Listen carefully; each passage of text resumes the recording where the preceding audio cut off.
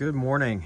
Today is a big day. We're going to be making some major progress on assembling and putting together our rear garage area. You see I've got the front panels on, disconnect, AC, USB, and this will be for underlighting. I'm going to put in the cabinets and under the garage. Water side, and you can see that we've got the hinge plates on. And I've got one door mounted right now. I'm using 3 hinges here just because this is a really large, heavy door. Pretty easy to adjust to get the hang of it, to get all of your dimensions correct. All right, so these are some of the other doors with the hinges installed. And I've got 2 more doors that I'm doing. And so once again, a lot of credit goes to our caravan. But basically what I'm doing is I've marked off, in this case, 4.5 inches from the top and from the bottom, drilled out using a Forstner bit, the holes, and they're a 1/2 inch deep. You can see it's basically flush. And this is a 35 millimeter Forstner bit for these hinge cups. Since I have the hinges, the hinge cups drilled, and you calculate it based upon how much overlap that you're going to have with the cabinet. In this case, this is a full 1.5 inch overlay. For me, it was about 44 millimeters in.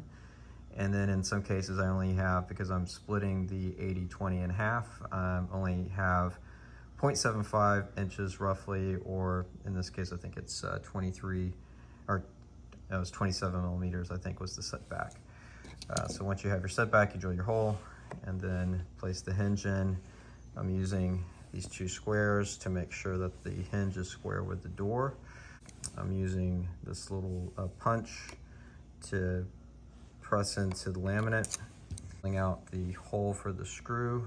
Rather than going to Home Depot or Lowe's, these nickel polished matches the finish on the hinges.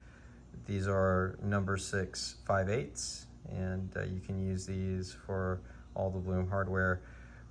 This bag of 250, I think, was something like $10 or $15 on Amazon. We can put a link. So once I do drill out the laminate just a little bit so that it doesn't fracture when you force the screw in, and a small pilot hole for the screw, and then we'll attach the hinges before putting, of course, the doors on.